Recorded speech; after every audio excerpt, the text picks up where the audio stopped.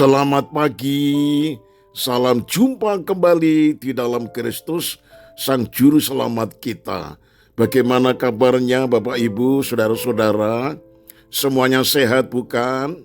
Bagi yang sudah menikmati liburan dan sudah sampai di Jakarta, saya ucapkan selamat kembali beraktivitas seperti sedia kala.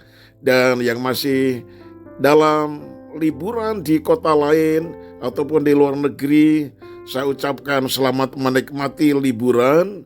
Dan yang segera akan pulang, saya doakan supaya sampai kembali ke rumah dengan selamat sejahtera. Shalom.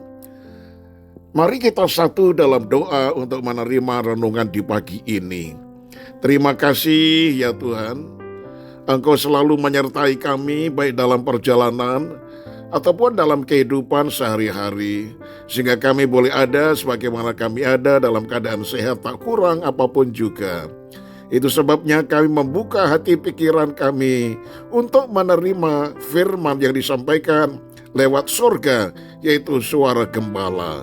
Terima kasih Tuhan, dalam nama Tuhan Yesus, haleluya. Amin. Tema renungan pagi ini yaitu Dua Maria. 1 Korintus 15 ayat 22 berkata demikian. Karena sama seperti semua orang mati dalam persekutuan dengan Adam, demikian pula semua orang akan dihidupkan kembali dalam persekutuan dengan Kristus. Nah, saudaraku yang saya kasih di dalam Tuhan, apa persamaan kisah Natal dengan kisah Paskah?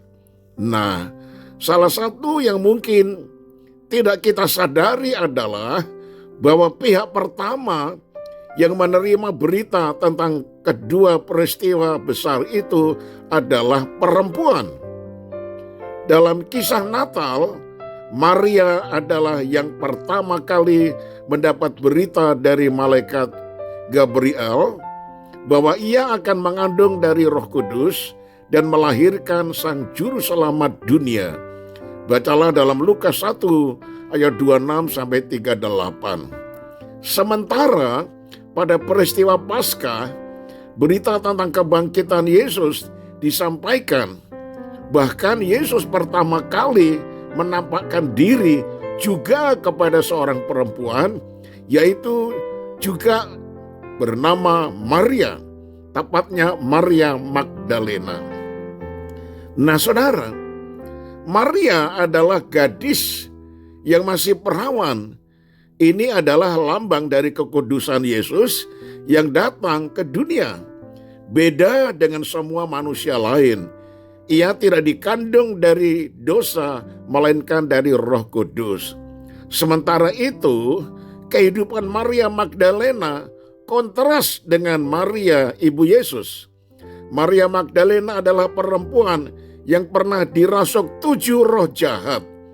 Bacalah Lukas 8 ayat 2. Ini pun selaras dengan pesan Paskah yang sangat penting, yaitu bahwa kebangkitan Kristus membawa sebuah pemulihan bagi manusia berdosa. Pertanyaannya, mengapa perempuan? Kita perlu kembali ke awal, khususnya di sebuah peristiwa di Taman Eden. Ya, di sana terjadi bagaimana Hawa, seorang perempuan pertama itu, telah menelan berita bohong dari si ular atau si iblis. Peristiwa itu pun mengawali kejatuhan manusia dalam dosa. Maka bisa dikatakan bahwa berita dari malaikat tentang kebangkitan Yesus juga adalah kebalikan dari peristiwa di Taman Eden. Jika Hawa percaya pada berita bohong iblis dan membuat manusia jatuh ke dalam kutuk dosa, Maria Magdalena menerima berita kebenaran dari malaikat tentang kebangkitan Yesus yang menandai kemenangan atas kutuk dosa. Nah saudara, semua itu bukan kebetulan. Kebangkitan Yesus adalah pembalikan dari kejatuhan manusia ke dalam dosa.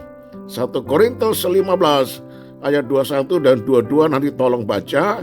Jika dulu karena dosa manusia diusir dari Taman Eden di hadapan Allah, lalu kebangkitan Yesus yang menebus kita dari dosa membuat kita bisa datang kepada Allah.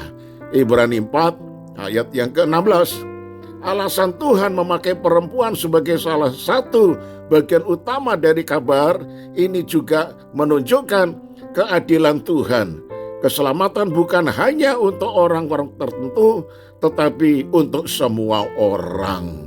Nah, saudaraku yang kekasih, dalam ayat Mas tadi diterangkan, karena sama seperti semua orang mati dalam persekutuan dengan Adam. Nah, bukankah kita ini keturunan Adam, saudara-saudara? Sehingga sekali waktu mau tidak mau, siap atau tidak siap, kita akan mengalami kematian. Tetapi saudaraku, di dalam Yesus Kristus yang dikatakan Adam kedua, ya, dengan kebangkitannya, maka kita nanti akan dibangkitkan bersama dengan kebangkitan Kristus, dan kita akan mengalami hidup kekal di dalam kerajaan surga. Jadi kita mempersiapkan untuk merayakan hari raya Jumat Agung dan hari raya Paskah.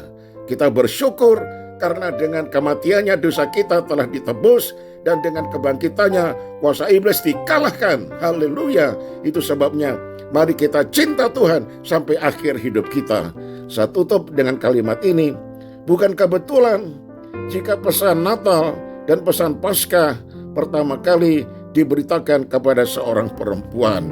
Karena itu para wanita seharusnya harus maju di dalam Tuhan, setia di dalam Tuhan, mengambil bagian di dalam pelayanan. Dan ternyata terbukti setiap gereja-gereja lokal justru wanitalah yang seringkali mengambil banyak hal untuk melayani Tuhan. Terpujilah nama Tuhan dalam nama Yesus. Haleluya. Amin. Nah, kita satu dalam doa. Terima kasih Tuhan, Engkau telah memakai wanita menjadi orang yang melahirkan juru selamat, yaitu Maria ibu Yesus. Tetapi juga Engkau telah memberitakan berita kebangkitan kemenangan Tuhan atas iblis kepada Maria Magdalena yang pernah dirasuk 7 roh setan, tetapi Engkau telah membebaskan dia. Sehingga dua Maria ini menjadi saksi bahwa Yesus Kristus adalah Sang Juru Selamat dunia yang harus kami beritakan kepada dunia ini. Biarlah para wanita maju memberitakan Injil, maju di dalam pelayanan, maju sebagai ibu rumah tangga, maju sebagai istri yang membawa seluruh keluarganya lebih dekat kepada Tuhan Yesus. Amin. Terima kasih Tuhan, Engkau begitu baik. Sampai berjumpa hari Senin yang akan datang. Tetap semangat. Shalom.